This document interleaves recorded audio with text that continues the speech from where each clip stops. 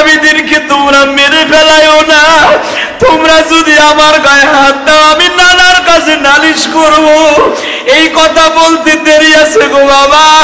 নাসির বিন বশির এমন জোরে তরবারিতে আঘাত করছে গো বাবা, হুসাইন তরবারি উল্টা মারিয়া দিয়ে ওরে দুই টুকরা করে দিয়া বলতেছে, নাসির রে তোরে জাহান্নামে পাঠাইলাম। আর একটা কথা বলি, শিমর আমি এখনো অনুরোধ করি, মুসলমান সহজে আগে মারে না।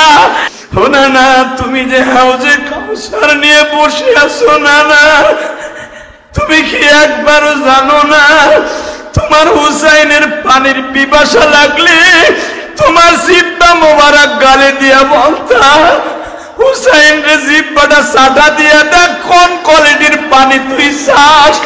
তোর নানার জিব্বার মধ্যে ৮১,০০০ কিসিমের পানি আছে রে হুসাইন। তুই যদি হাউজে কাউসার চাস, তোর নানার জিব্বার মধ্যে হাউজে কাউসার আছে।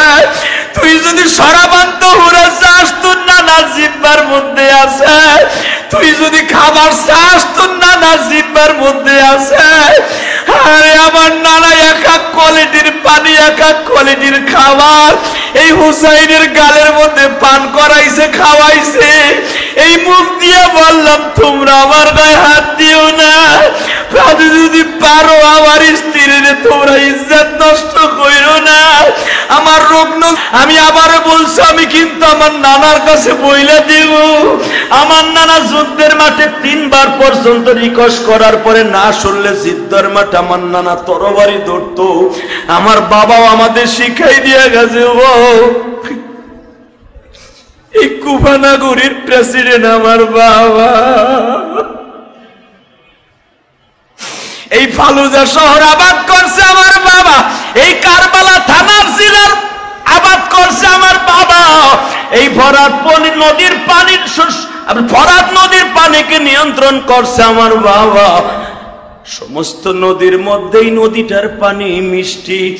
আমারে তোরা ছেড়ে দে, আমার গায়ে হাত দিস না। কারণ আমি আজকে রাত্রে স্বপ্নে দেখছি, আমি জানি নবীর আশেক এখন কয়জন আছেন। শোনার পরে নিজের চেক দিয়ে রাখতে পারবেন না গো বাবা। যারা নবীর রওজায় গেছেন সহ্য করতে পারবেন না। হযরত আব্দুল্লাহ ইবনে আব্বাস বলেন যে আব্দুল্লাহ ইবনে আব্বাসের কবর তায়েফে বাবা। এই আব্দুল্লাহ ইবনে আব্বাস তখন তায়েফে ছিলেন। আব্দুল্লাহ ইবনে আব্বাস ঘুমায় আছে, ঘুমের মধ্যে স্বপ্নে দেখে নবী আমার বোতল লইয়া দৌড়াইতেছেন তাই কারবালার দিকে। ছোট্ট একটা বোতল লইয়া শিশে লইয়া কারবালার দিকে দৌড়ায়। আব্দুল্লাহ ইবনে আব্বাস জিজ্ঞেস করে, নবী এতদিন আপনারে দেখি না, রওজায় সালাম দেই আপনারে পাই না, আজকে রাত্রে কই যান? আমার নবী বলে, আব্বাস রে, আব্দুল্লাহ ইবনে আব্বাস স্বাস্থ্য ভাই, তুমি কি জানো আমার কলিজার টুকরা হুসাইন আজকে শহীদ হয়ে যাবে। আমি হুসাইনের রক্ত আনার জন্য কারবালায় যাইতেছি। আমার হুসাইন দেওয়ারা কেউ পানি দেয় না। জয়নাল আবদিন জ্বরে আক্রান্ত, পানির জন্য চিল্লাইতেছে, কেউ পানি দেয় না। আমি এই বোতলের মধ্যে পানি লইয়া যাইতেছি, এই পানির পরিবর্তে আমি রক্ত লইয়া আসবো। আব্দুল্লাহ ইবনে আব্বাস লাফ দিয়ে উঠছে, লাফ দিয়ে দাঁড়ায় বলে, ও মক্কা মদিনার আশিকে রাসূলেরা, যদি সত্যিকার নবীর প্রেম হয়ে থাকো কারবালার দিকে দৌড়ানো শুরু করো।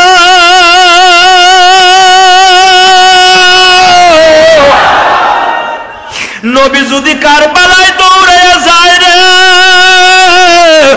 নবীর আশিক গুলা কিয়ামতের মাঠে যদি জিজ্ঞাসা করে, হাসানের প্রেমিকরা, ও বাইতুল সুজুদের প্রেমিকরা, আমার হুসাইনের কথা শুনে কারা কারা কাঁদছিলা? হায় হায় রে,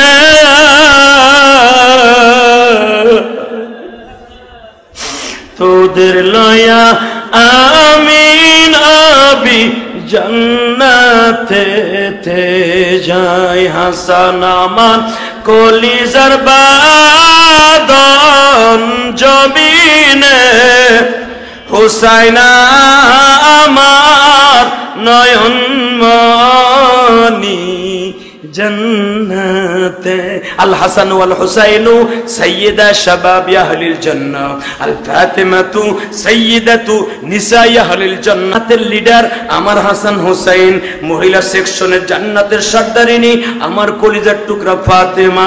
আজকে তিনজনের হাতে জান্নাত গো। তোরা যারা পানি দেশ নাই আমার হুসাইনের শহীদের মাসে যাদার হুসাইনের কথা শুধু এক ফোঁটা পানি পড়ে নাই। হাউজে কাউসারের পানি চাস, কোন মুখ দিয়া চাস, কেমনে চাস, আমি নবী তোদের চিনি না সুকান আর সুকান। বাকি অংশ আগামী সময় শুনবেন। হুসাইনের মাথায় যখন বাবা এই ইবনে জিয়াদ আঘাত করেছিল তার বিপরীতে কি হয়েছিল শুধু একটা কথা বলে দিয়ে যাই।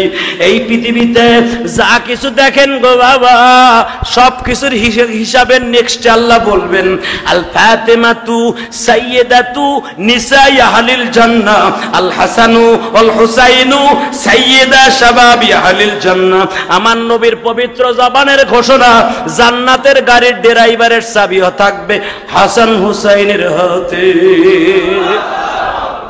এত বড় কাতিবে ওহী যিনি কোরআন লিখলে সাহাবীরা পড়ে গো বাজার, সব সাহাবী তো লিখতে জানতেন না। আরো সহজ করিয়া দেই, মসজিদের মধ্যে 32 জন অথবা 30 জন 31 জন সদস্য কমিটিতে সবাইরে কি লেখার দায়িত্ব বোঝেন নাই মনে হয়। নবীর মাত্র 8 জন কাতিব ওহী ছিলেন। 1.25 লক্ষ সাহাবীর মধ্যে সবাই লিখতে জানতেন না কোরআন শরীফ। লিখতে জানলেও আয়াত পারা লিখতে এত বেরেন তাদের ছিল না। 30 পারা কোরআন মাত্র 8 জনে লেখছে, তার ভিতরে 25 পারাই লেখছে হযরতে মুয়াবিয়া। কি মনে করলেন আপনি তাকে? কেউ বলেন 25 পারার উপরে লিখেছে, কেউ বলেন নিচে লিখেছে।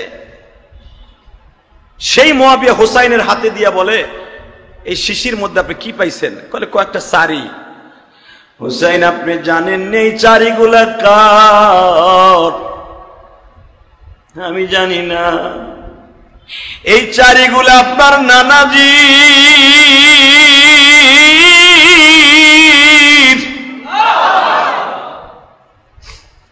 একদিন জুমার দিন নবী আমার যুদ্ধের মাঠে ছিলেন, জুমার নামাজ পড়ার জন্য নয়। নবী আমার বলে মুসাফির অবস্থায় জুমার নামাজ ওয়াজিব না, তারপরও আসেন আমরা জামাতে দাঁড়ায় নামাজ পড়ি। কিন্তু জুমার দিন যে হাতের শাড়িগুলা কাটতে হয়, আমার হাতের শাড়িগুলা কাটবো, বেলেট তো আজকে চাকু আমার কাছে নাই। মুয়াবিয়া এই সুযোগটা খুঁজতেছিলেন বাবা। আমার ইতিম নবীর হাতের চারিটা কবে আমি চারি মোবারক নিব। মুয়াবিয়া হাতের মধ্যে থেকে ব্যাগের মধ্যে থেকে বাবা চাকুটা বের করিয়া, তখন তার বেলেট ছিল না, চাকু দিয়া দাড়ি মোছ কাটতেন এইভাবে। একটা লোহার প্লেট একটা লোহার পাতের উপরে তুই আর এইভাবে পোষায়া পোষায়া চাকু দিয়া কাটতেন। ওই জামানায় বেলেট ছিল না বাবা, কেসিয়ার চাকু ছিল এত ধারালু। আবার দেখা যাইতো তরবারির আগা দিয়াও শেপ করতো সাহাবায়ে কেরাম। সঙ্গে সঙ্গে আমিরে মুয়াবিয়া বলে, হুজুর আমার কাছে সারি কাটার বেলেট আছে, আমার কাছে চাকু আছে। নবী আমার 1 মিনিট দেরি করে নাই। আনাস ইবনে মালিক আসার আগেই মুয়াবিয়ারে নবী সারি কাটতে দিলেন। এ যুবক ভাইরা রে, সারি গুটা কাটতে যায় জামা মোবারক এইভাবে মুয়াবিয়া পাতিয়া দিছে। জামার মধ্যে নবীর হাতের চারি যেইগুলা উঠাইতে পারছে ওইগুলা হাত দিয়ে উঠাইয়া বোতলে প্রথম জামার আস্তিনে গিট্টু দিয়া রাখছে। এরপরে যেইগুলা জামার থেকে উঠাইয়া হাত দিয়া উঠাইতে পারে নাই, আমিরে মুয়াবিয়া জিব্বা দিয়া দিয়া সাটিয়া সাটিয়া বোতলের মধ্যে জমা করছে গো বাবা। বোতলের মধ্যে জমা করিয়া এত বছর পর্যন্ত বাবা মাজার মধ্যে লুকায় রাখছে। খাবার খাইতে গেল মাজার থেকে রাখতো না, গোসল করতে গেল মাজার পায়জামার ফিতার মধ্যে থেকে রাখতো না, বাজারে গেল বাবাই ফিতার মধ্যে রাখিয়া দিত। যদি আবার যুদ্ধের মাঠে যাইত ওই বোতলটারে তাবিজ বানাইয়া গলায় ঝুলাইয়া রাখতো গো বাবা।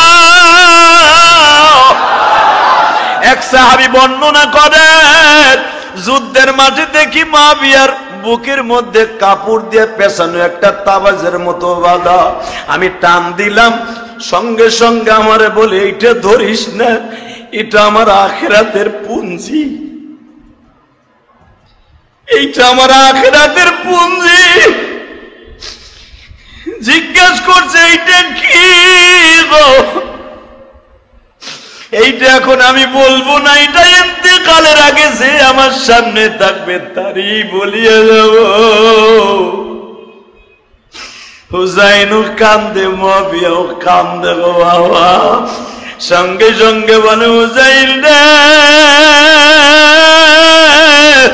জীবনে যদি মুআবিয়ার একটা দিন ভালোবাসে, আমার না আপনার নানার হাতের শাড়িগুলো আমার ইন্তেকালের পরে একটা পাথরের উপরে রাইখা অথবা পাতার উপরে রাইখা সুন্দর করে পিষিয়া আমার চোখের মধ্যে সুরমা লাগাই দিয়ে আমি কবরে যাইবার পরে যদি বলে, মুআবিয়া,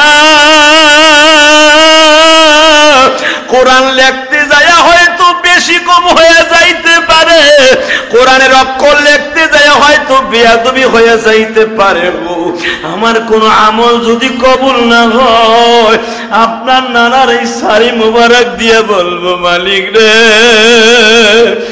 আপনার মুআবিয়ার জীবনের কোন আমল কবুল হয় নাই, আমার নবীর হাতের শাড়িগুলো সুরমা বানাই নিয়ে আসছি, যদি তোমার কাছে ভালো লাগে গো মালিক, এর বাদৌলতে তুমি মুআবিয়ারে মাফ কইরা দাও। কত গুনাহ করছি মাওলা জীবনে, মাফ করে দাও তোমার নবীর খাতিরে, মাফ কইরা দাও তোমার নবীর খাতিরে। কত মানুষ মদিনায় যায় জিয়ারতে, আমরা আশিক পড়ে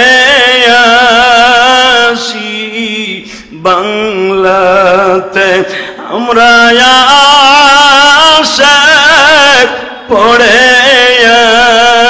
আসি বাংলাতে। তুমি মাওলা মাফ করে দাও মুহররমের খাতিরে, না বুঝিয়া করছি গুনাহ জবি। বাজান রে, জানুয়ারির 1 তারিখ যদি তোমার কাছে দামি হয়, যদি তোমার কাছে পান্তা বাদার ইলিশের মুখ যদি দাম হয় বৈশাখ মাসের 1 তারিখ, কেন মুহররমের দাম থাকবে না গো বাবা? চোখের পানি ফেলাইয়া বিনায়া বিনায়া কাইন্দা মালিকরে বুঝায়া কও, জীবনে কত অন্যায় করছি, একটা দিনের হিসাব যদি আমার কাছে চাও, আমি ইলিয়াসুর রহমান জেহাদি একদিনের হিসাব দিয়ে আমি যে কয় টন অক্সিজেন প্রতিদিন মিরপুর 10 নম্বরে বসে উপভোগ করছি, কত সুন্দর আরামের বিছানায় ঘুমাইছি, কতগুলা পানি তোমার নিয়ামত খরচ করছি, এই হিসাব দিয়ে একদিনের হিসাব দিয়ে কোনোদিন আমি নাজাত পাওয়ার আশা করি না। আবার যদি তোমার রহমতের দিকে তাকাই মালিক, জান্নাতের আশা ছাড়া আমি করতে পারি না। তোমার মুআবিয়ার ইশকের আগুন অন্তরে জ্বালাইয়া হুসাইনের শাহাদাতের মাসে ইশকের আগুন জ্বালাইয়া তোমার কাছে চোখের পানি দিয়ে মাপ চাইছি। আগামী বছর এই মুহররমের মাসের দ্বিতীয় জুমা আসার আগে যদি আমার জীবন শেষ হয়ে যায়, তোমার কাছে ক্ষমা চাইছি, তুমি আমাদের মাফ করে দিও গো মালিক। শুধু এখন আল্লাহকে বুঝায় বলেন, মালিক গত বছর মুহররমের চাঁদে আমার মা বেঁচে ছিল,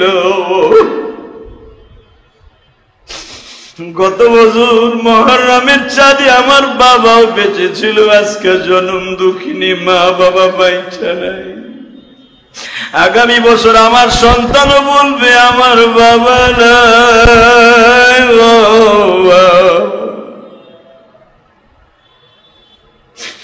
এমনি করে 50 বছর পরে বলবে আমার পরদাদা আজকে দুনিয়ায় নাই, আমার দাদা নাই। আমার কথা এই মসজিদে কেউ মনে করবে না, আমাদের কথা সবাই ভুলিয়া যাইব, মালিক তুমি ভুইলো না। শুধু মনকে বুঝাইয়া বলো, মন রে দুনিয়ায় 60 বছর 70 বছরের জন্য আসছিলাম, এখন শুধু আল্লাহর দিকে দিলটাকে লাগাও, কারবালার দিকে মনটারে এখন লইয়া যাইবা গো বাবা। মুহররমের 10 তারিখ বেলা 7টার সময় হুসাইন বলেছিল, ও ইয়াজিদের বাহিনীরা, আমি তোমাদের সঙ্গে যুদ্ধ চাই না। তোমরা আমার সন্তান আলী আকবরকে মেরে ফেলেছো, আমার জামাতা কাসেমকে মেরে ফেলেছো, আমার কলিজার টুকরা সন্তান আলী আসগরকে তোমরা আজকে সকালবেলা মেরে ফেলেছো। আমি তোমাদের সাথে যুদ্ধ চাই না। আমি তোমাদের কাছে একটা কথা বলি, বাতিলের সামনে আমি হুসাইন কোনোদিন মাথা নত করব না। আমার নানা দান মোবারক শহীদ করছে, বাতিলের সামনে মাথা নত করে নাই। আমার বাবা শেরে খোদা আলী কাল্লামাল্লাহু ওয়াজহু কোনোদিন বাতিলের সামনে মাথা নত করে নাই। আমি তার রক্ত বহন করে আজকে কারবালার প্রান্তরে আসছি, আলীর রক্ত আমার শরীরে, আমি তোমাদের সামনে মাথা নত করব না। তবে তোমাদের কাছে আমার একটা দাবি থাকবে, আমি রক্তপাত চাই না। আজকে জুমার দিন 10ই মুহররম, তাবুতে বসিয়া আমার ফ্যামিলির সদস্যরা সবাই মরিয়ে গেছে একজন ছাড়া। আমি জুমার নামাজটা পড়বো, তোমরা কি আমার নামাজের সময় ডিস্টার্ব করবা? দুরাচাররা কি বলেছিল আপনারা জানেন, যার নাম ছিল সয়রা, আপনারা বলেন শিব, ওর নাম শিমন না, ওর নাম ওসাইরা, মিশরের সবার, ওর এখন আমরা বলি শিমর, বাংলা সংক্ষেপে। এই শিমর ইবনে জিয়াদ কিন্তু রাজি হইয়াও গেছিল, আমরা যুদ্ধ চাই না। শিমর পট করে বলতেছে, বেটা তুই যদি হুসাইনকে এই ময়দান থেকে যাইতে যাস, আমাদের রাজনীতি বন্ধ হয়ে যাবে, এলাকায় আমরা প্রধানমন্ত্রিত্ব পাবো না। অতএব হুসাইনকে কোন রকম ভাবে যুদ্ধ ছাড়া এখান থেকে যাইতে দেওয়া যাবে না। হুসাইন আবার বললেন, জুমার নামাজটা পড়ে এসে বললেন, লাশ ভরার মতো তোমাদেরকে অনুরোধ করে বলি, আমি যুদ্ধ চাই না, তোমরা ইয়াজিদের কাছে আমার নিয়ে চলো, আমি তার হাতে বায়াত হব না, কিন্তু তার সাথে মাত্র 3টা কথা আমি বলবো। শিমর বলতেছে, ইবনে জিয়াদ খবরদার, তুমি তার কথা শুনবা না। ওবাইদুল্লাহ ইবনে জিয়াদ শিমরের কথা মতো বললেন, কোনো কথা চলবে না, যুদ্ধ লাগবো, যুদ্ধের দ্বারা ফাইনাল যে হয় হবে। তুমি বলে নানা মুহাম্মদ সাল্লাল্লাহু আলাইহি সাল্লামের নাতি, তলে দেখা যাবে কে হারে কে জিতে। হয়তো ক্ষমতা তোমার হাতে যাবে, না হলে আমাদের হাতে ক্ষমতা চিরতরে চলে আসবে। হুসাইন তখন বলছিলেন, ক্ষমতা কোনদিন চুরি স্থায়ী নাই, যাচ্ছে কাইল নাই, এটা আমার আল্লাহর কথা। কথা বলেন না কেন? ইবনে জিয়াদ, তুমি মনে মনে ভাবতাছ ক্ষমতা তুমি কুফা নগরীর এই শহরের, তুমি আমার সাথে যুদ্ধ করে পরাজয় বরণ করে ক্ষমতা চিরদিন ধরে রাখবে, এটা কোনোদিন পারবা না। তোমার দলের মধ্যেই ফাটল ধরে যাবে। আমি হুসাইন বারবার রিকোয়েস্ট করছি, তোমরা এটা করো না। ইবনে জিয়াদ মোটামুটি রাজি হয়েছিল বাবা, কিন্তু শিমর কোন রকম ভাবে রাজি হয় নাই। ইয়াজিদের কাছে খবরটা চলে গেল, হুসাইন যুদ্ধ চায় না, আপনি কি করতে চান? ইয়াজিদ তখন কিন্তু বলে ফেলেছিল মনের ভুলে একবার, যদি হুসাইন যুদ্ধে না চায়, আমার কাছে আসতে চায়, নিয়ে আসো, নিয়ে আসো। এই খবরটা ইবনে জিয়াদের কান পর্যন্ত পৌঁছায় গেছিল।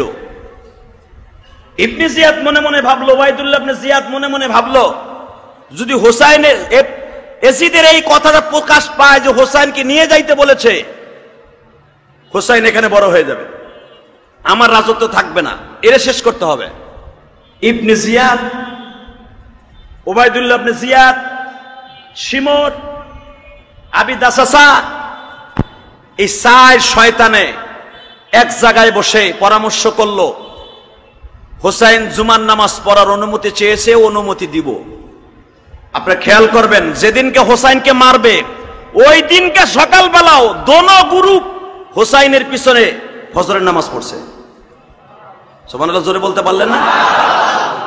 ওই তাবুতে আজান হইতেছে, আসসালাতু খায়রুম মিনান নাওম। শিমুরের তাবুতে, হোসাইনের তাবুতে হোসাইন আজান দিচ্ছে, আসসালাতু খায়রুম মিনান। দোনো তাবুতে আজান হচ্ছে। হোসাইন যে ফজরের নামাজ পড়াবে, হোসাইনের তার কেউ বেঁচে নাই, সব মেরে ফেলেছে, শহীদ করে দিয়েছে। হোসাইন আর হোসাইনের বিবিরা, হাসানের বিবি সহ, সকিনা সহ, মাত্র মহিলা যে কয়জন ছিল 13, 14, 22 জন, এই কয়জন ছাড়া আর জয়নাল আবদিন ছাড়া হোসাইনের তাবুতে আর কেউ নাই। সে যে কি নির্মম পরিহাস। ওই দিনকে 10 মুহররমের জুমার দিনের ফজরের নামাজটাও দুই গ্রুপ একসাথে পড়েছে। ওরা 22,000 সৈন্য সব হোসাইনের পিছনে নামাজ পড়ে।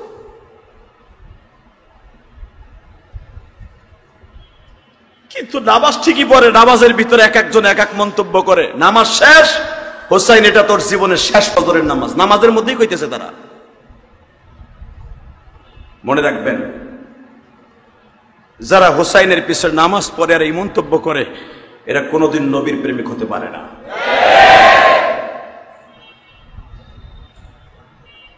ইমাম হোসাইন ফজরের নামাজ শেষ করলেন তাদের সবাইকে নিয়ে। কয়েকজন মাত্র হোসাইনের পিছনে ইক্তেদা করে নাই। শিমর, ইবনে জিয়াদ, ওবাইদুল্লাহ ইবনে জিয়াদ, উসায়ের, মাদ্রুসি, মুসাইদরা, মুসাদ্দিকা, এই 7 থেকে 8 জন হুসাইনের পিছনে ফজরের নামাজের জামাতে হাজির হয় নাই। হুসাইন রাদিয়াল্লাহু তাআলা শুনতে পাইলেন সবাই পড়েছে, এরা কয়জন পড়ে নাই। তারপর উনি ওনাদেরকে ডাকলেন, চাষতে ইশরাকের সময় ডেকে বললেন, আমি আপনাদের সাথে যুদ্ধ চাই না, আপনারা সবাই আমাকে মেরে ফেলেছেন, বরঞ্চ গতকালকা বৈকালবেলা আমার কলিজার টুকরা, কোলের সন্তান, মাত্র 1 থেকে 1.5 বছরের অথবা 1 বছরের কিছু কম, আমার নবজাত সন্তান আলী আসগার, ওকে এক কোলে নিয়ে আর একটা বোতল হাতে নিয়ে আপনাদের সামনে আমি বারবার বলেছিলাম, আপনারা আমার রক্ত চান, আমার রক্ত দিয়ে লাল করতে চান আপনাদের তাবু, আপনাদের তরবারি, আপনাদের হাত আমার রক্ত দিয়ে রঙিন করতে চান, কোনো দুঃখ নেই। কিন্তু আমার এই নবজাত আলী আসগারের রক্ত দিয়ে আপনারা হাতটাকে লাল করেন না। আমার বংশের মাত্র এই 2টা ছেলেই বেঁচে আছে, আহলে বায়াত শুধু এই 2 জনই বেঁচে আছে। আবার এই বোতলে পুরা বোতল না দেন, আধা বোতল পানি দেন, আধা বোতল পানি দিয়ে আমার আলী আসগারকে অন্তত জীবনের শেষ পানিটা আমি বাবা হয়ে খাওয়াইয়া দেখাই দিই, বাবা তার সন্তানের জন্য মৃত্যুর আগ পর্যন্ত কষ্ট করে। বাজানরি ইবনে জিয়াদ কিন্তু পানি দিতে চেয়েছিল। আপনারা দেখবেন মুফতি আমিনী রহমাতুল্লাহ আলাইহি লিখেছেন, ইবনে জিয়াদ পানি দেওয়ার জন্য ফরাত নদীর পারে সিদ্ধান্ত হয়েছে, হুসাইন রে যান, আপনি পানি আনতে যান। শিমর বলে না, এবারে গ্যাঞ্জামের টাইম, এটা যদি পানি আনতে যায় হুসাইনের প্রতি মানুষ দাপিত হয়ে যাবে, হুসাইনের প্রেমে আকৃষ্ট হয়ে যাবে, এটা করতে দেয়া যাবে না। আরো গ্যাঞ্জাম বাজাবার জন্য, আরো রক্তপাত ঘটাবার জন্য সিস্টেম করতে হবে। শিমর ওই একটা লোককে বাজান দে, আদ্রাসারা নামে একজন দোজাচার, ওকে বলা হইল এত টাকার বিনিময়ে হুসাইনের কলিজার টুকরা সন্তানদের শেষ করে দিবি। বাজানে একবারে নিকট থেকে এসে একটা তীর মারল গো।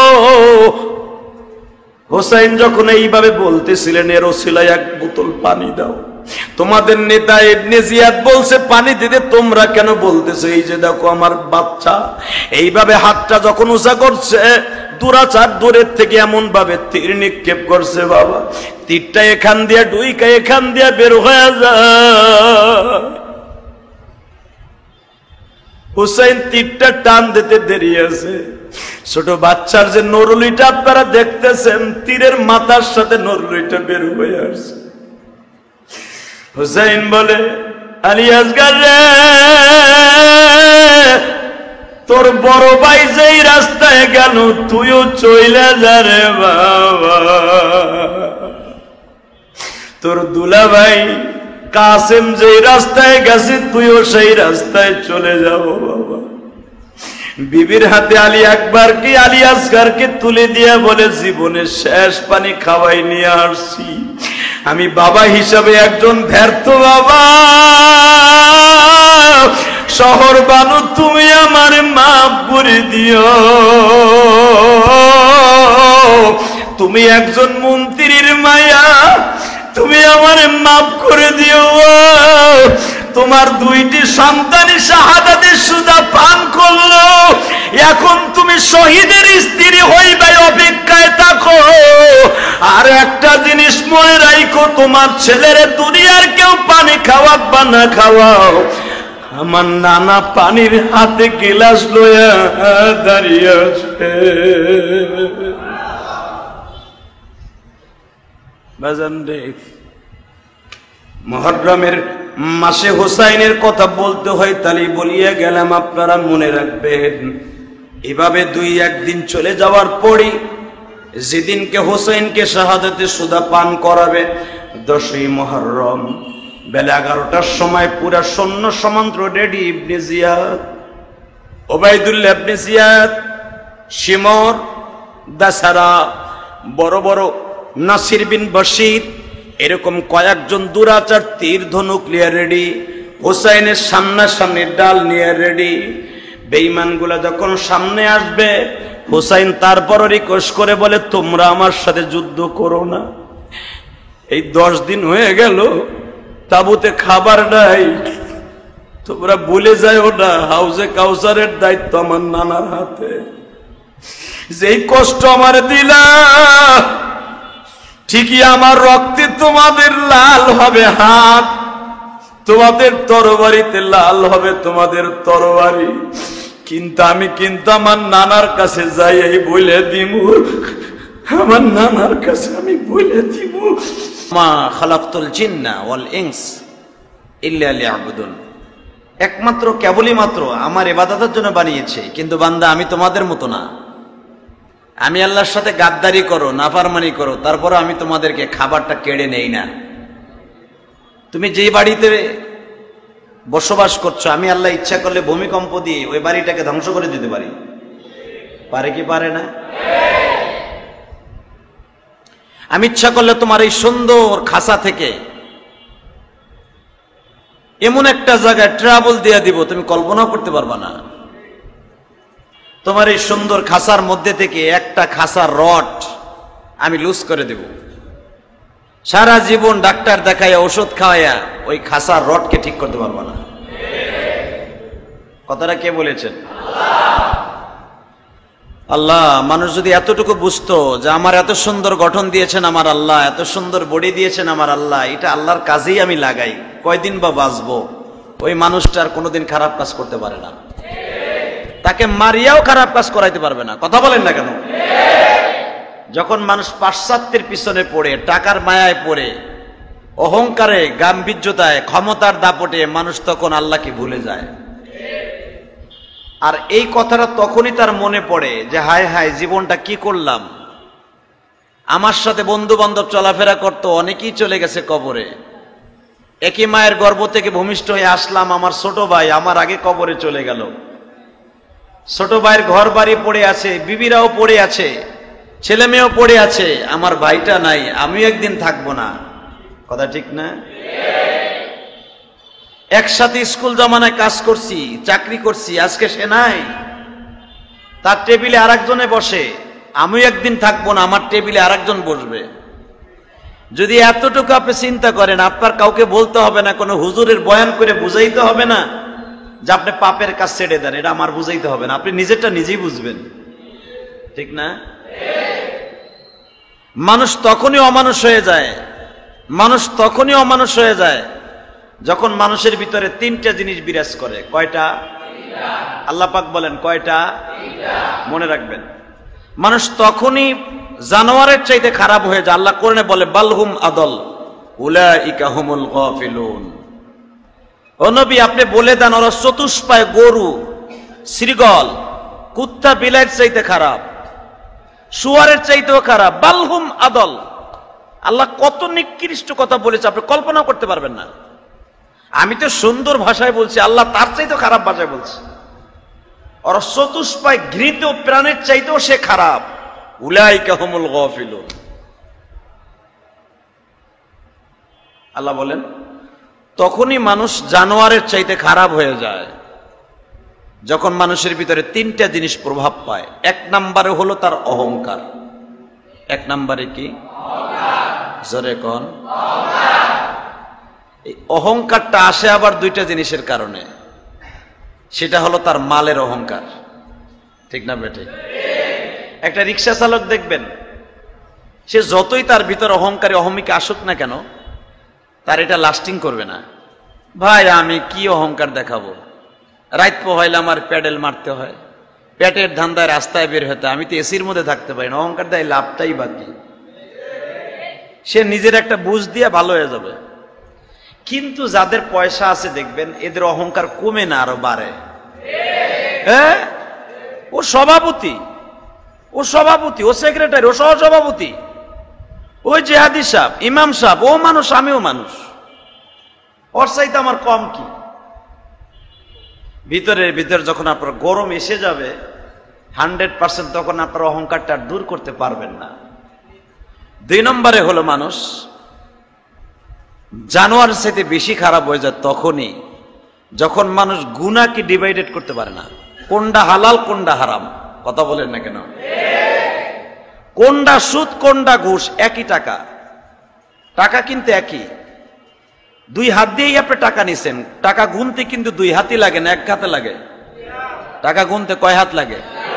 নেওয়া যায় এক হাত দিয়া, কিন্তু গুনতে দুই হাত লাগে। আল্লাহ তাও কোরআনে বলেন বান্দা তোমার দুই হাত লাগবে টাকাটা গুনতে। কোনটা হালাল কোনটা হারাম যখন তোমার ভিতরে ইহসাস শক্তিটা থাকবে না, এই কমন সেন্সটা থাকবে না, তখন তুমি মানুষ আর মানুষ থাকবে না, জানোয়ার হয়ে যাবে। কথা বলে বুঝাইতে পারি নাই মনে হয়। এই তিনটা জিনিসই আমি আল্লাহর থেকে, উলাইকা হুমুল গাফিলুন, আমার থেকে তোমার চতুষ্পয় জানোয়ারের যেরকম ইহসাস শক্তি নাই। এক গরু কোরবানির সময় দেখবেন একই আতালের থেকে দুই ভাই দুইটা গরু পালছে, একই গোল করে গরুতে ঘাস খাইছে, অথবা একই কোরবানির সময় ভাইয়ের গরুর সামনে একটা বাধা, বাড়ির সামনে আপনারটাও বাধা, একই জায়গায় বসে একই ইমাম সাহেব 5টা গরু জবাই দেয়, ও কিন্তু চাইছে দেখে। কথা কন না?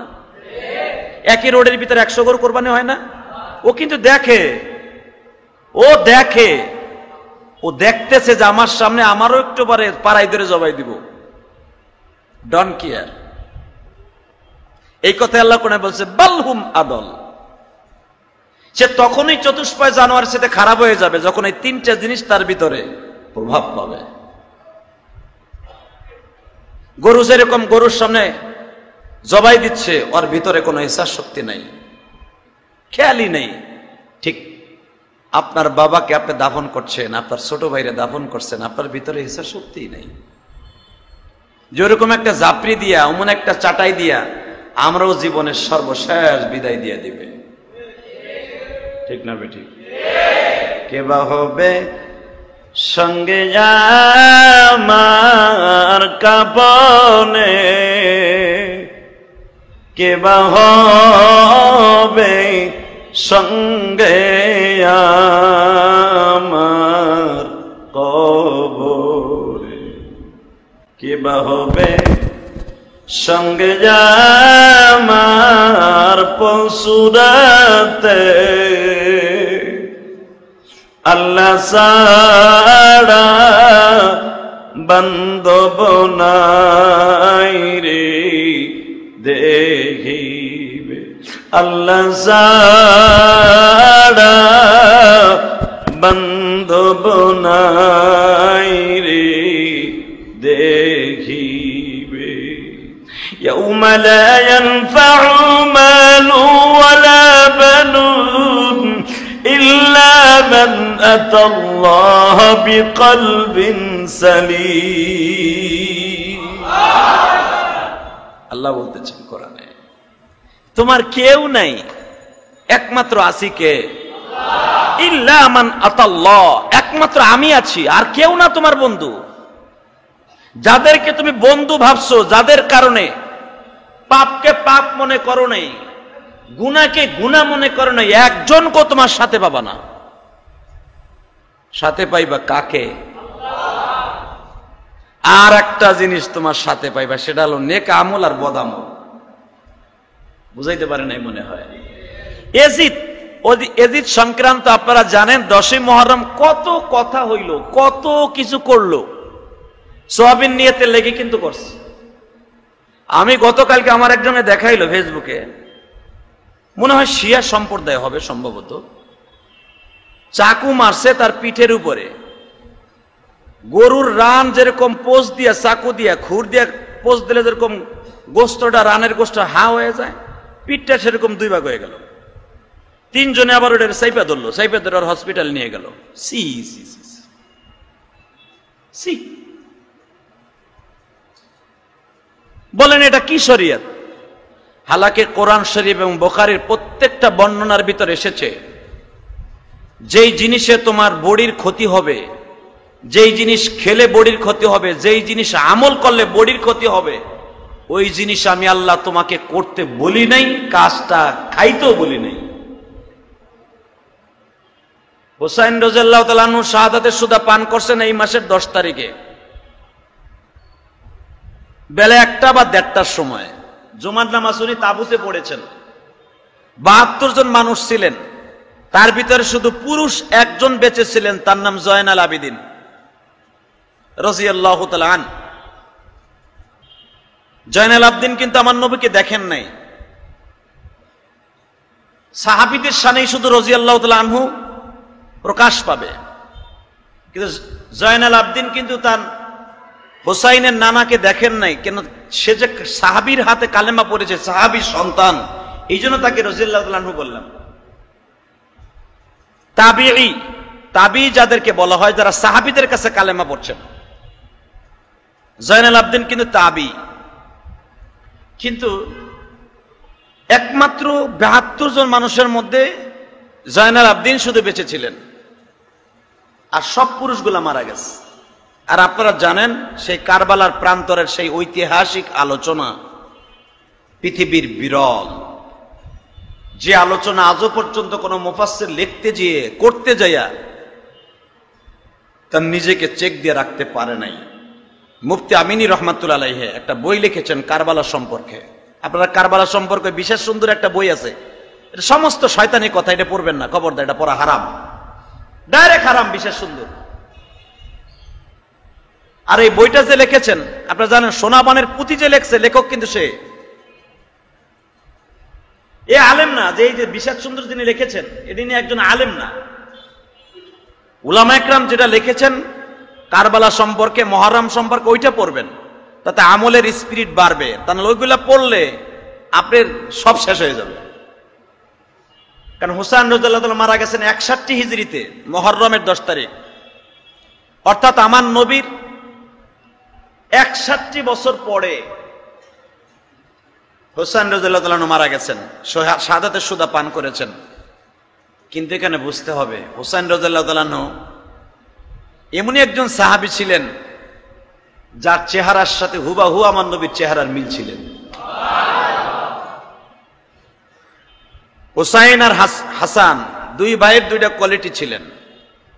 কোন কোন মুফাসসির লেখেন মির্গু নাবি, অর্থাৎ আপনার আমার নাবির এই উপরে ভাগ ছিলেন হুসাইনের, এটা ছিল হুবাহু নবীর মতো, এটা হলো হুসাইনের কোয়ালিটি।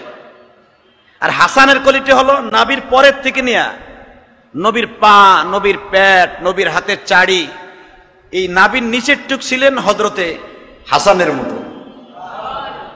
আবার কেউ বলেন না, দোনোজনের কোয়ালিটি একই, হুবাহু আমার নবীর মতো ছিলেন। যেটাই হোক, আমার নবীর সুরাতের সাথে যাদের চেহারার মিল ছিল, তাদেরকে যারা শাহাদাতের সুদা পান করিয়েছে, এরা কোনোদিন, জানি না, এরা কোনোদিন আমাদের কাছে ভালো মানুষ হতে পারে না। এটা এক বা তরিকে আওলা। তবে এজিদের কিছু ভালো গুণ ছিল যেগুলো আপনারা জানেন না। এজিদের ভালো গুণের মধ্যে 1 নাম্বার গুণ হলো তার বাবা এমন একজন বাবা, তার বাবা এমনই একজন বাবা, এই জন্য দেখবেন বাবার পরে ভিত্তি করে, ছেলে মেয়ের পরে ভিত্তি করে বাবাকে খারাপ বলা যাবে না। আপনি একজন ভালো মানুষ, তাবলিগওয়ালা মানুষ, আপনি একজন আলেম মানুষ, আপনি একজন হাদিসাব মানুষ, আপনার ছেলে খারাপ হয়ে গেছে, নেশাখোর হয়ে গেছে, এই জন্য আপনাকে গালি দেওয়া যাবে না।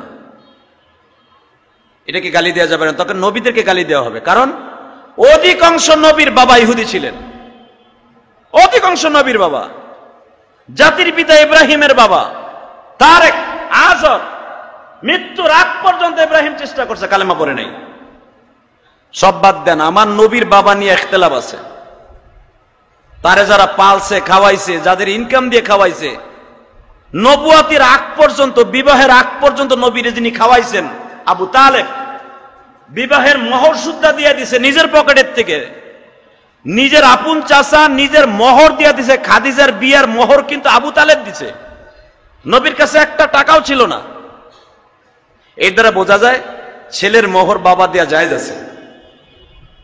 বাবা যদি আহ্লাদ করে ছেলেটাকে সহগ করে, আমার ছেলের বিয়ের বয়স নেই, ইনকাম হয় না, চাকরি নাই, বাবা ইচ্ছা করলে মোহর দিয়ে বিয়ে করাইতে পারেন।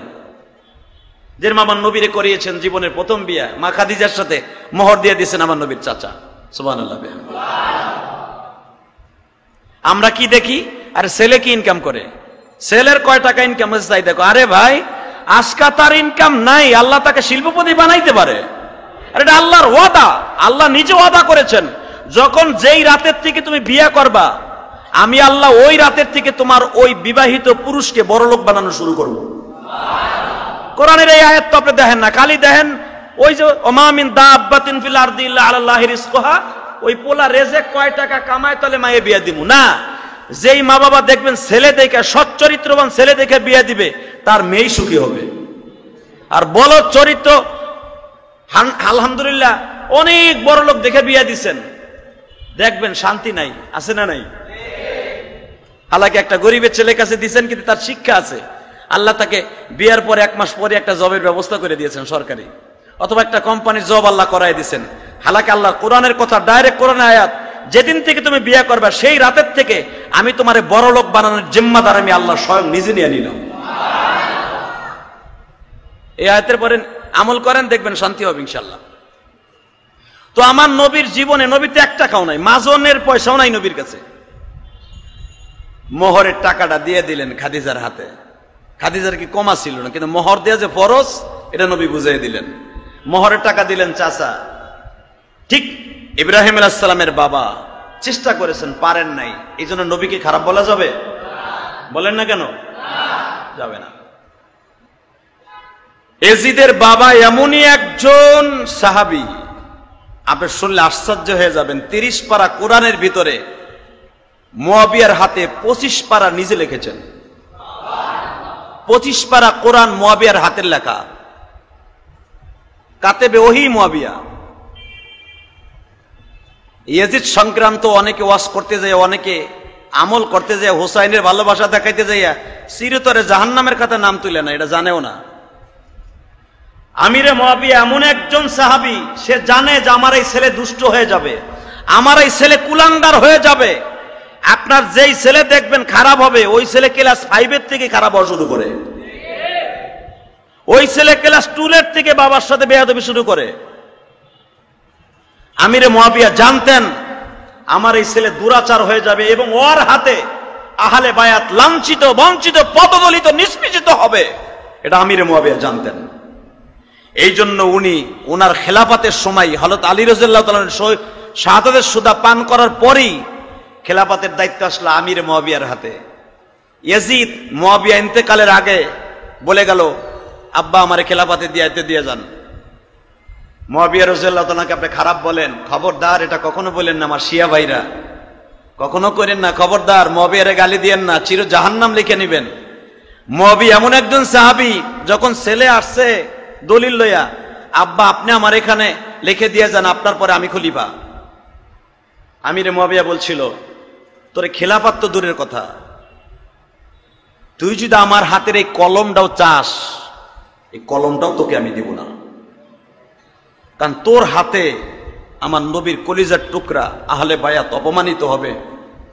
আমার নবী যে বলে গেছে, আমার আহলে বায়াত যাদের হাতে অপমানিত হবে তারা আমার উম্মত হতে পারে না, তার ভিতরে তুই এক নাম্বার। তোরে আমি পরিচয় দেই না ছেলে হিসাবে, তুই যেতে পারোস। এজিদ কিন্তু তখন বাবার রাজপেশাদ ছেড়ে চলে যায় সেই কুফায় যেখানে হুসাইনকে মারা হয়। এখানে যাইয়া বাবার কাছে সাথে সংগ্রাম শুরু করে, ওইখানে সে রাজতন্ত্র কায়েম করে। আপনার ইতিহাস হয়তো জানেন অনেকে যারা শিক্ষিত মানুষ আছেন, বাবার সাথে টক্কর দিয়া বাপরে দেখায় দিবে যে তুমি যদি মদিনার খলিফা হতে পারো, আমিও কুফা নগরের খলিফা হব, আমি তোমারে দেখাই দিব। আল্লাহ এখানে কিন্তু ইয়াজিদকে মুআবিয়া রাদিয়াল্লাহু তাআলা আনহু কিন্তু শাহাদাতের সুদা পান করাবার পিছনে কোনো জাররা পরিমাণও কিছু নাই, বরঞ্চ আপনি শুনলে আশ্চর্য হয়ে যাবেন। আমিরে মুআবিয়া যেদিন ইন্তেকাল করেন, হযরত হুসাইন রাদিয়াল্লাহু আনহুকে ডাক দিলেন। হুসাইনকে হাসানকে ডাক দিয়ে বলেন, আমি চলে যাব, যাওয়ার আগে এই খেলাফতের দায়িত্ব আপনাদের ফ্যামিলির কাছেই থাকুক, আপনাদের ফ্যামিলিতে একদিন ছিল, আপনাদের কাছেই থাকুক, উমাইয়া বংশে যাবে না, কুরাইশ বংশের কাছেই থাক। আমি আমির মুআবিয়ার এই খেলাফতের দায়িত্ব আপনারা দিয়েছিলেন, হোসাইনকে আর হাসানকে বলতেছে, এই দায়িত্ব আর আমি নিব না, আপনাদের কাছে থাক, আপনারা কে নিবেন তাই বলেন, হাসান নেবেন না হোসাইন নেবেন? সব সাহাবীরা ভোট দিয়ে দিলেন। 11 মাসের বড় যখন হাসান, হাসান কি দিয়ে দেন, সুবহানাল্লাহ বিহামদিহি, হাসানকে খেলাফতের দায়িত্ব দেয়া হইল। এখানে কিন্তু ইয়াজিদের খেলাফতের দায়িত্ব দেন নাই মুআবিয়া খেলাফতের দায়িত্ব লিখে দেওয়ার পরে, মুআবিয়া অনেক বড় শিক্ষিত ছিলেন ওই জামানায়, সবচেয়ে বড় শিক্ষিতদের মধ্যে, কাতেব ওহীদের মধ্যে। লিখতে পারে, বুঝেন না, যে কোরআন শরীফ লেখছে, যেই কোরআন এখন আপনারা আমি পড়ি, মুআবিয়া এত বড় শিক্ষিত ছিলেন ওই জামানায়। কোরআন নাযিল হওয়ার সাথেই নবী প্রথম মুআবিয়ারে ডাকতেন, মুআবিয়া উক্তুব আলিফ লাম রা তিলকা আয়াতুল কিতাবিল মুবিন হামিম আইন সিন কফ।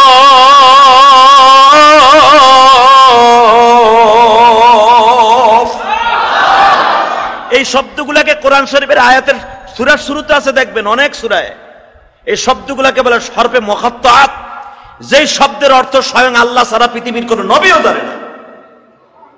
এই শব্দগুলো যখন আমিরে মুআবিয়াকে নবী লিখতে বলেছে, লেখো উক্তুব আলিফ লাম রা তিলকা আয়াতুল কিতাবিল মুবিন। এরপর যখন বলছে কফ, এটা সূরার নামে কফ, বাল আজিবু, মুআবিয়া তখন একটা ইশকাল করছে, লিখতে গেছে তো নবী, আইন সিন কফ হা মিম আইন সিন কফ, মনে হয় এতগুলো পেছানো অক্ষর, এইগুলা নয় অক্ষর, এক একটা বাংলায় বলতে হবে না, শুধু কফ, সূরার শুরুতে শুধু কফ, সূরা কলম।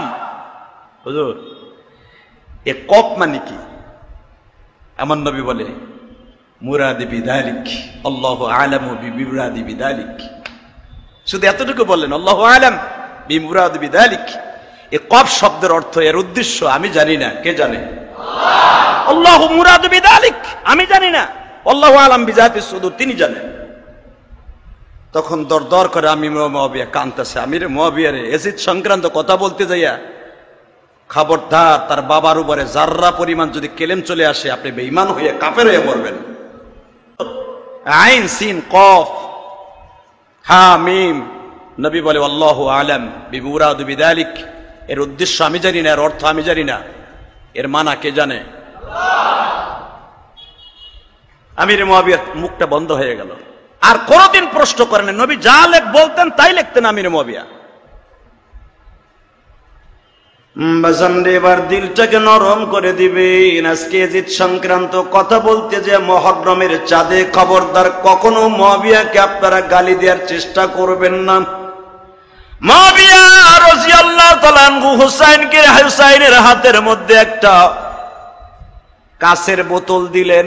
তাহলে বোঝা গেল কাঁচের বোতল ওই জামানায় ছিল, যেটাকে বরঞ্জ বলা হয়। রাসূলের যুগে পিরিজের ভিতরে কয়েকটা কোয়ালিটির পিরিজ ছিলেন, দেখবেন তিরমিজিতে আসছে। নবীর জামানায় গিলাসগুলা ছিল রূপার, বাটিগুলা ছিল স্বর্ণের। কিছু কিছু যারা বড় লোক ওরা স্বর্ণের প্লেটে খাইতেন। নবী বললেন এটা আল্লাহর শান না যে কোনো মানুষ স্বর্ণের প্লেটে খাইলে তার ভিতরে কিন্তু একটা অহংকার আসবে, এই জন্য তোমার আমল বরবাদ হয়ে যাবে, স্বর্ণ আজ থেকে ইউজ করা যাবে না পুরুষের জন্য। সেদিন থেকে সাহাবা একরাম এই সমস্ত স্বর্ণের পাতিলা পুতিলা যা ছিল সব বিক্রি করে দিয়েছেন। এখনো পর্যন্ত কিন্তু দেখবেন মক্কায় যেই মদ বানাইতো, যেই মদ দিয়ে তারা ভরে ভরে খাইতো, কাবা ঘরের ভিতরে এখনো কিন্তু লটকানো ওই গিলাসগুলো এখনো আছে, জাদুঘরে এখনো আছে। যেই কাবা ঘরের পাশ দিয়ে হাজার হাজার মদের গিলান থাকতো, যেই ডিব্বা দিয়া যেই পাতিলা দিয়ে তারা মদ খাইতো, ওই স্মৃতি হিসাবে কাবা ঘরের ভিতরে কত হান্ডি পাতিল এখনো বান্ধা আছে।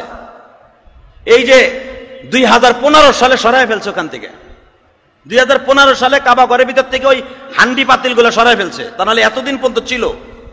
এই হাজ্জাজ বিন ইউসুফের থেকে নিয়ে এই পর্যন্ত ছিল ওই আলামতগুলি। ভালো করে বোঝার চেষ্টা করবেন। তা আমিরে মুয়াবিয়া কত বড় জলিল কদর সাহাবী, তাই দেখেন ওই যে একটা কাঁচের বোতল, ছোট্ট একটা কাঁচের বোতল হুসাইনের হাতে দিলেন। সুবহানাল্লাহ। হুসাইন দেখলেন এতটুকু আতরের শিশি, আমি আপনাদের না দেখাইলে বুঝবেন না সেতটুকু কতটুকু আমি দেখাবো। ধরেন এতটুকু একটা শিশি, এতটুকু একটা শিশি, এর থেকে একটু বড়, মুটকি লাগানো, চামড়ার মুটকি, তার ভিতর আবার মকমালের কাপড় দিয়ে পেঁচানো, খুব আতর গোলাপ লাগানো। শিশিটা হাতে দিয়া হুসাইনের হাতে দিয়ে বলতেছে নেন। হুসাইন এইভাবে ঘুরাই ফিরাই দেখে এর ভিতরে তো কিছুই নাই, শুধু কতগুলা হাতের নখ চিনেন না, এই হাতের চারি কাটার পরে লক থাকে না, এই কিছু নখের অংশ ওই বোতলের মধ্যে। মুফতি আমিনী রহমাতুল্লাহ তার কিতাবে লেখেন এই হাতের চারিগুলা বেশি না, অল্প 10-15-20টা হবে হাতের চারিগুলা ওটার ভিতরে। হুসাইন বলেন লিমাযা হাযা হাশালিশা, এটা কি? এই কথা বলতে দেরি আছে, মুয়াবিয়া রাদিয়াল্লাহু তাআলার চোখের পানিগুলা দর দর করে পড়তাছে গো বাবা। সুস্থ রাখেন, আসলে তওবা করে আস্তাগফিরুল্লাহ রব্বি মিন কুল্লি যামবি ওয়া আতুবু ইলাইহি লা হাওলা ওয়ালা কুওয়াতা ইল্লা বিল্লাহিল আলিয়্যিল আযীম লা ইলাহা ইল্লাল্লাহু মুহাম্মাদুর রাসূলুল্লাহ সাল্লাল্লাহু আলাইহি ওয়াসাল্লাম। সবাই ভালো থাকেন, সুস্থ থাকেন। দ্রব্যমূল্যের দাম ঊর্ধ্বগতি হয়েছে, অনেকে দোয়া চান আল্লাহ দ্রব্যমূল্যের দাম আপনি কমায় দেন। বইয়ের বিশ্ব থেকে যদি আল্লাহ আপনি রহম করেন, আপনিই পারবেন, আপনি রহম করলে দ্রব্যমূল্যের দাম কমে যাবে। অতএব আপনারা আল্লাহর কাছে দোয়া করেন দ্রব্যমূল্যের দাম যেন কমে যায়, মানুষের হাতের নাগারে চলে আসেন। যারা সিন্ডিকেট করে আল্লাহ তাদের হেদায়েত নসিব করেন। এই সুযোগে অসাধু ব্যবসায়ীরা সিন্ডিকেট করতেছে, আল্লাহ তাদেরকে আপনি হেদায়েত নসিব করেন, আল্লাহ তাদেরকে ক্ষমা করেন। এরকম সিন্ডিকেট করে যেন জনগণের কষ্ট না দেয়, আল্লাহ আমাদের সবাইকে কবুল করেন। আল্লাহুম্মা আমিন।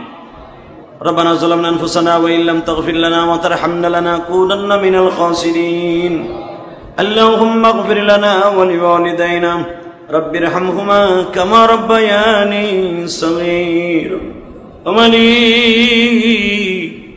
মুহররমের চাঁদ আস্তে আস্তে বিদায় হয়ে যাবে। আমাদের হায়াতে জিন্দেগি থেকে অনেকগুলি সময় বিদায় নিয়ে যাবে। নেকের গাছ এখনো কিছুই করতে পারি। কাফনের কাপড়ের মধ্যে আমার লাশটা প্যাকেট হওয়ার আগেই যেন তোমার ঈমান আমল ঠিক করে যাইতে পারে। হজে যাওয়ার আগে যেরকম ভিসার দরকার, পাসপোর্টের দরকার, সরকারের অনুমতি দরকার, বিমানের ভাড়ার দরকার, বিমানের টিকিটের দরকার, পারমিশন দরকার সরকারি ভাবে। কবরে যাইবার সময় তো সবকিছুর দরকার। ওই কাফনের কাপড়ে প্যাকেট হইবার আগে তুমি আমাদের ঈমান আমল গুলা ঠিক করে দিও আল্লাহ। যারা আমার সাথে আমিন আমিন বলছে, আমি জানি না কার জনম দুঃখিনী মা জানো ওই সাদা কাপড়ে প্যাকেট হইয়া কবরে চলে গেছে।